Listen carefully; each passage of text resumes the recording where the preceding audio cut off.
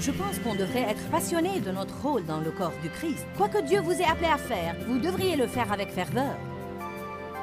Restez avec nous dans Jouissez de votre vie.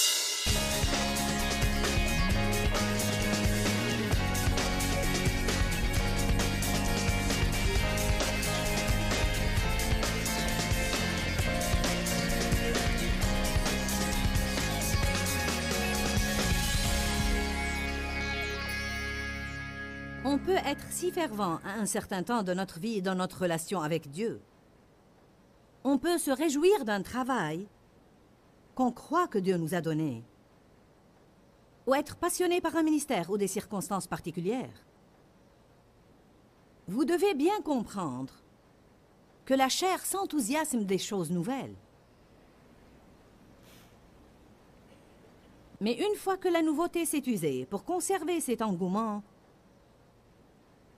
vous allez devoir apprendre à vous revigorer dans le Saint-Esprit. Ce que je veux vous montrer ce soir, c'est que Dieu n'est pas loué par des choses mortes, ni par une attitude morte, ni par une louange et un culte sans vie, ni par notre peu d'enthousiasme à faire notre travail. La Bible dit qu'on doit servir Dieu de tout notre cœur. Et ce qu'on fait, on doit le faire comme pour lui, sachant que notre récompense vient de Dieu et non pas des hommes. Nous reprendrons en détail ce verset plus tard. J'ai passé par une période où j'ai perdu mon enthousiasme. J'ai perdu mon ardeur, j'ai perdu ma passion pour faire ce que je fais. Je l'exécutais quand même, je n'allais pas abandonner, ni laisser tomber. Je suis une personne persévérante. Mais c'est tellement plus amusant quand vous vous en réjouissez. Et je suis bien contente de ne pas avoir abandonné. Il y a des périodes où on doit persévérer. J'ai trouvé que l'une des raisons pour lesquelles je me sentais de la sorte, c'était que le diable me harcelait et je devais prendre correctement l'autorité sur lui. Mais j'ai remarqué autre chose aussi, c'était que j'avais beaucoup laissé de choses perdre leur charme et devenir vieille et rancie, et c'était la même routine, même routine, même routine, même routine. Ce qu'il me fallait faire, c'est sortir de la barre et faire quelques nouveaux pas dans la foi. Je veux vous dire que Dieu a mis en vous un désir pour le changement et la variété. Dieu a placé en vous un goût pour la fraîcheur. C'est la raison pour laquelle il fournissait une manne fraîche chaque jour pour ses enfants quand ils traversaient le désert. Certains d'entre vous pourraient être stimulés par une nouvelle route pour aller au travail. Mais vous avez peur de vous perdre et vous prenez le même chemin chaque matin, chaque matin, chaque matin, et vous râlez et ronchonnez tout au long du parcours. J'en ai vraiment marre. Parce que vous voyez la même chose tout le temps. On doit faire ce qu'il faut pour rester enthousiaste. Prenez un mariage, par exemple. Peu importe à qui vous êtes marié. Si vous ne vous appliquez pas à votre mariage, il va devenir terne. Allez, je vous parle. Certains veulent que leur mariage les inspire, mais vous ne jouez pas votre rôle. J'en suis à la bonne partie de la prédication. J'ai dit, vous voulez que votre mariage soit stimulant, mais vous ne faites pas votre part. Vous ne pouvez pas être le conjoint passif et vous attendre à ce que l'autre soit toujours instigateur, qui entreprend toutes les démarches et fait tout ce qu'il faut faire. Certains d'entre vous rient et d'autres pas. Il y a une remarque que je voudrais faire ce soir et je vais vous la dire assez tôt. Je veux que vous partiez d'ici avec une nouvelle attitude. Et cette attitude, c'est « je refuse » de vivre sans passion et sans enthousiasme.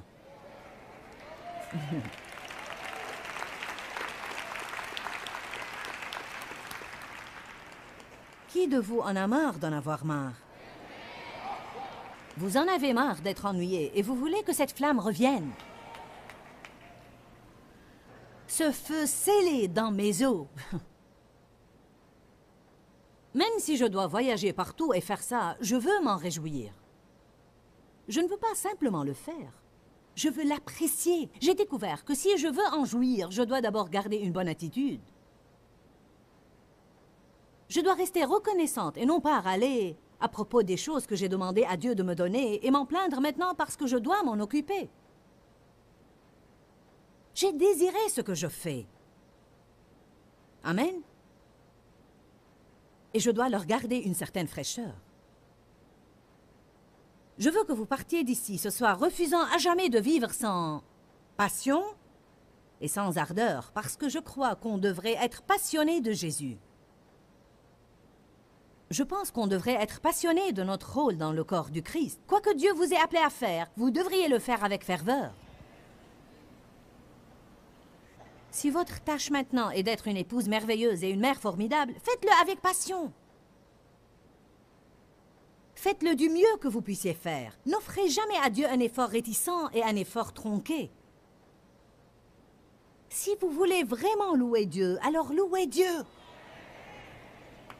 Je ne dis pas que tout le monde doit sauter et courir tout autour de l'église pour louer Dieu convenablement, mais il y a quelque chose qui ne va pas quand on apporte des sacrifices de louange dans la maison. La Bible dit que ce ne sont pas les morts qui louent le Seigneur. Il n'est pas loué par un culte mort et indécis où les gens ne font même pas attention à ce qui se passe. Je ne peux même pas imaginer ce qui se produirait dans nos cultes si tout le monde qui y vient arrive enthousiasmé, animé et passionné, au lieu de s'affaisser quelque part en attendant que la sainte majorette ici haut vous exhorte et vous divertisse. Parfois, je sens comme si les gens disaient « Je te brave de me divertir ». Voyons un peu si tu es assez bonne, Joyce, pour arriver à esquisser un sourire sur mon visage. Je ne veux pas applaudir. Vous n'avez aucune idée ce que ça fait pour le prédicateur ou le pasteur. Si vous paraissez intéressé, si vous prenez des notes, si vous souriez, si vous êtes à l'heure, si vous ne partez pas au milieu de l'homélie. C'est étonnant ce qu'on peut faire avec un peu d'aide. C'est fou comme ça incite à donner le meilleur de soi. Vous savez, dans l'Apocalypse 2, allons à l'Apocalypse. Non, attendez, je vous avais dit Romains 12. Lisons Romains 12, 11. Il dit « d'un zèle sans nonchalance ». Maintenant, le mot « zèle » signifie empressement et intérêt ardent. Le mot « zèle » touche à la passion, et la passion veut dire un esprit fervent, intense, une force motrice. Laissez-moi vous poser une question. Pensez-vous que vous obtiendrez grand-chose de ce message si je vous le prêchais sans aucune passion? Si je prêchais sans aucune ferveur, sans aucun enthousiasme, il ne vous serait même pas crédible. Ce n'est pas simplement les mots qu'on utilise, mais c'est l'ardeur, le zèle qui nous anime. C'est le feu dans lequel on vit et ces étincelles qu'on peut envoyer aux autres. Vous devez œuvrer et vous devez inciter les autres à désirer ce que vous avez.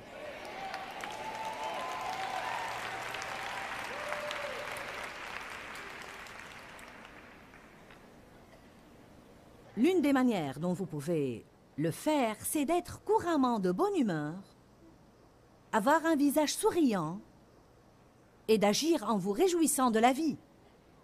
Tout le monde veut jouir de la vie. Je pense que l'un de nos plus grands besoins est simplement de jouir de la vie quotidienne. Pour jouir de la vie et être enthousiaste, écoutez-moi maintenant, parce que c'est important. Pour être passionné et enthousiasmé de la vie, on n'a pas besoin d'avoir quelque chose de rutilant tout le temps. En d'autres termes, je veux qu'on apprenne à être fervent sans avoir besoin de quelque chose de fascinant.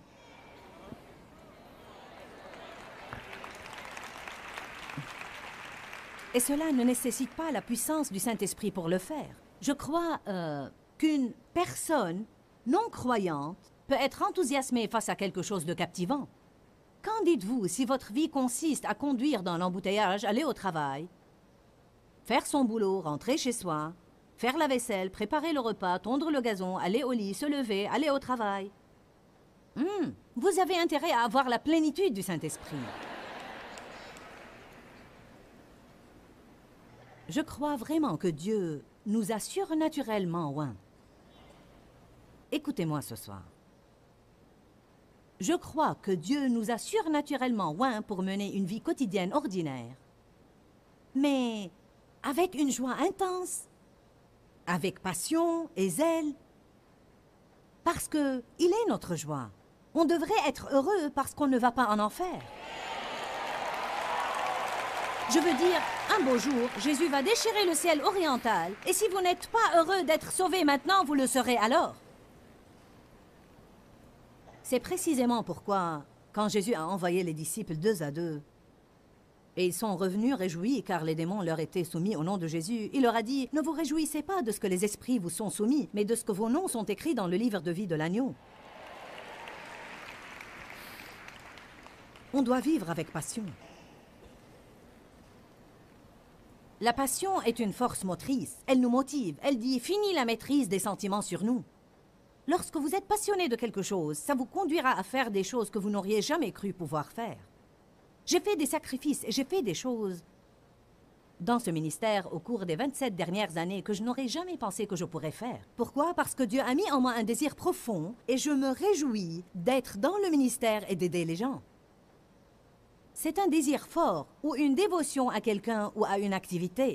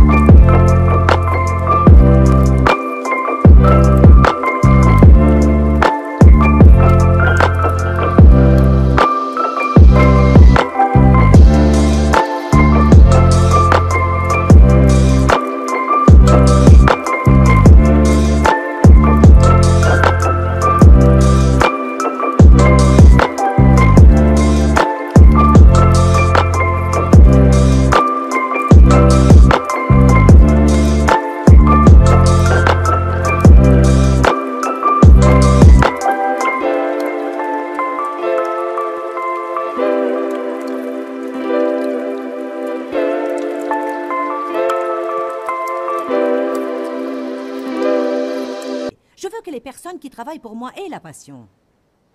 Je ne veux pas 500 têtes qui se montrent chaque matin. Je veux que les gens viennent enthousiasmés comme s'ils voulaient être là. Je ne veux personne en route avec moi qui ne veut pas être là. Alors que je grandissais, mon papa avait des problèmes et je remercie Dieu qu'il a, finalement, à l'âge de 80 ans, donné sa vie à Jésus et qu'il est un homme changé. Mais quand je grandissais, la situation chez nous était très violente. Beaucoup de sévices, d'alcoolisme et toutes sortes de problèmes. Je me rappelle d'une chose qui m'a déconcertée, et c'était qu'il me semblait que mon papa ne voulait jamais que je fasse quoi que ce soit d'amusant. S'il me le permettait parfois, il me faisait comprendre qu'il ne le souhaitait pas. Eh bien, ce que je ne peux pas supporter jusqu'à ce jour, c'est que quiconque fasse quoi que ce soit pour moi s'il ne le désire pas, véritablement. Je peux vous dire quelque chose? Dieu le ressent de la même manière. Il ne veut pas qu'on fasse des choses par exigence religieuse ou par obligation. Il veut qu'on le serve de tout notre cœur. Il veut qu'on prie parce qu'on aime prier et non pas parce qu'on pense qu'on aura des ennuis avec Dieu si on ne prie pas. Il ne veut pas que vous lisiez un chapitre de la Bible chaque jour juste par devoir et pour y mettre votre temps. Il veut que vous étudiez la parole parce que vous savez que c'est votre vie. Il ne veut pas que vous donniez par devoir. Il ne veut pas qu'un certain prédicateur vous embête au point où vous donnez juste pour que le type se taise ou la femme se taise. Il veut que vous donniez car vous le désirez. Il veut que vous donniez parce que vous l'aimez. Je pense qu'on doit examiner nos motivations. Non seulement ceux qui sont ici, bien sûr, mais les millions qui regardent cette émission à la télé. Je vous exhorte ce soir d'être passionné, intéressé, enthousiaste, rempli de zèle et de servir Dieu de tout votre cœur. En fait, si tout ce à quoi vous vous attendez demain matin n'est qu'un autre évier rempli d'assiettes sales, Allez donc les attaquer avec enthousiasme. Ne laissez pas cet esprit d'appréhension vous crisper. Je déteste ces assiettes. Je ne veux pas me lever. Lessive, faire les courses. Allez, vous avez la puissance du Saint-Esprit. Cette attitude n'est pas digne de vous.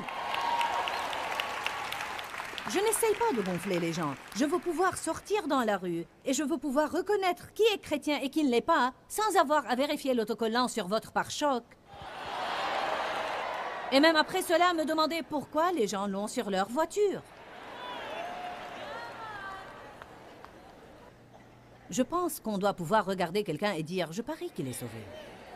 Allez, on est censé être différents, des lumières, dans un monde de ténèbres.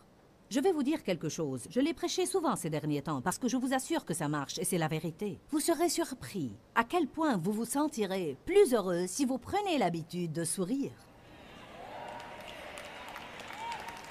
Vraiment, lorsque vous souriez, vous pouvez littéralement sentir votre morale remonter. Tout simplement.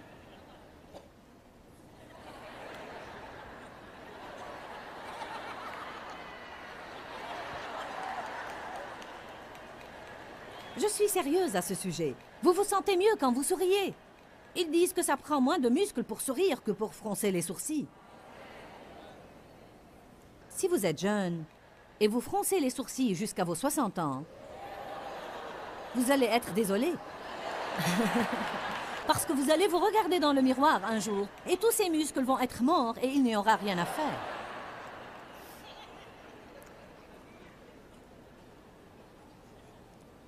Le zèle. Romains 12, 11. D'un zèle sans nonchalance et sans paresse, et d'un esprit fervent et embrasé, servez le Seigneur. Apocalypse 2. Je sais qu'en prêchant ceci, il doit y avoir certains qui pensent « Je ne me sens pas passionné. Je ne me sens pas enthousiasmé. » J'imagine Paul en train de prêcher à Timothée dans 2 Timothée chapitre 1. Il lui a dit « Ravive ta flamme, ne laisse pas ton feu s'éteindre. Inspire-toi, passionne-toi. » Peut-être que Timothée ne se sentait pas trop fervent non plus. Mais il n'est pas question de ce que l'on sent, mais de ce que l'on choisit. Amen. Je n'ai pas toujours envie de me lever ici et prêcher passionnément, et agir avec ardeur et enthousiasme. Mais est-ce que je peux vous dire quelque chose? Quand je le fais, je me sens beaucoup mieux après. Je ne vous demande pas de le faire pour quelqu'un d'autre ou pour prétendre, mais je vous dis que c'est la volonté de Dieu que vous le serviez passionnément et avec enthousiasme. Apocalypse 2.2 dit « Je connais tes œuvres et ton activité, ton travail laborieux, tes tourments et ta persévérance, ainsi que tes soucis et ta patience. Je sais que tu peux supporter les méchants, que tu as examiné et mis à l'épreuve ceux qui se disent apôtres, messagers spéciaux du Christ, et qui ne le sont pas, et que tu les as trouvés imposteurs et menteurs. Je sais que tu as de la persévérance, que tu as souffert patiemment à cause de mon nom, et que tu ne t'es pas lassé, tu ne t'es pas épuisé ou perdu courage. Mais j'ai contre toi cette seule chose, c'est que tu as abandonné ton premier amour. » Je pense qu'on prend toujours ça pour dire que les gens se sont écartés du Christ, et certainement... En partie, c'est ce que cela pourrait signifier. Mais Dieu m'a mis ce verset sur le cœur aujourd'hui, alors que je méditais et je me préparais pour cette homélie, parce qu'il me semble qu'il parle de quelqu'un ici qui... Ils n'ont pas abandonné, ni n'ont perdu courage. Il dit « Je sais que tu persévères, et que tu ne t'es pas lassé, et tu n'as pas abandonné, et je sais que tu as souffert, et que tu as enduré des choses. » Mais je pense qu'ils ne l'ont pas enduré avec une bonne attitude. Ils n'ont pas souffert avec... Il y a différentes manières de passer par des épreuves. Qui de vous le sait? Il y en a ceux qui éprouvent des difficultés, mais tout le monde partout sait qu'ils éprouvent ces difficultés.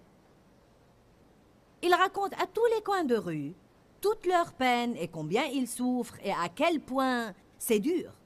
Et puis il y a ces autres personnes, et vous découvrez par hasard ce qu'elles ont subi, alors que vous les connaissiez pendant tout ce temps qu'elles souffraient, et vous ne l'aviez même pas su ou deviné.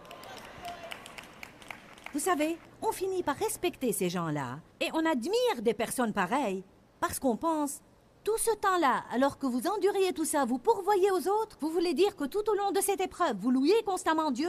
Et qu'au cours de cette pénible expérience, vous étiez toujours à œuvrer et à servir à l'Église? Vous voulez dire que tout ce temps durant, vous aviez toujours le visage souriant et parliez positivement?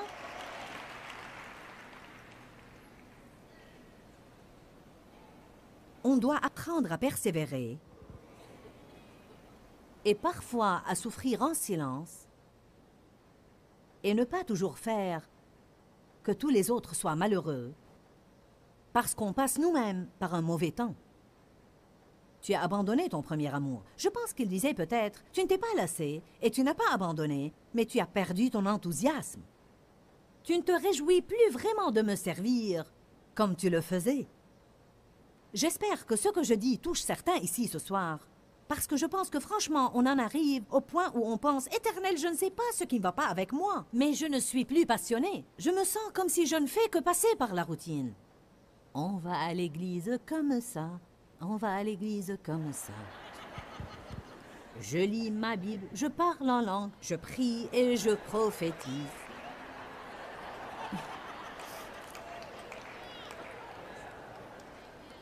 Est-ce que je dis la vérité?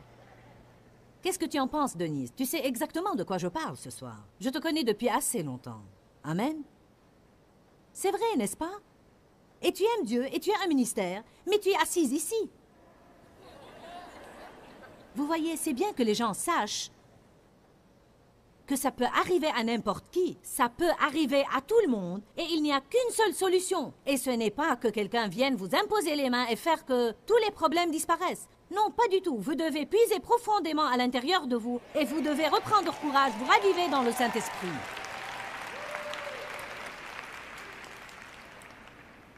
J'ai entendu une dame dire quelque chose récemment qui m'a vraiment frappée. Je ne sais pas si vous en recueillerez la même chose que moi, mais elle a dit « Ne laissez pas ce qui était autrefois, votre miracle, devenir un mémorial. » Et un mémorial est un monument en pierre ou en bois, mort et froid, qui se tient là pour vous rappeler quelque chose qui était vivant autrefois. Est-ce que ton lève-toi, Eva, s'est levé et s'en est allé? Je pense que c'en est le cas pour beaucoup. Avez-vous perdu votre enthousiasme, votre feu et votre ardeur? Si oui, vous devez le récupérer. On doit être passionné de nos vies. Jésus est mort pour qu'on puisse nous réjouir de notre vie quotidienne. Dieu nous a oints pour vivre notre vie quotidienne avec une joie intense et on doit tout attaquer avec passion et ardeur. On doit reprendre courage et nous revigorer dans le Saint-Esprit. Dis-leur que je les aime. Dans ce livret, Joyce Meyer donne une révélation de l'amour de Dieu pour nous. Pour obtenir ce livret gratuitement, écrivez-nous à Joyce Meyer, boîte postale 40095-6300 Larnaca, Chypre. Ou bien visitez notre site web www.joycemeyer.org/fr.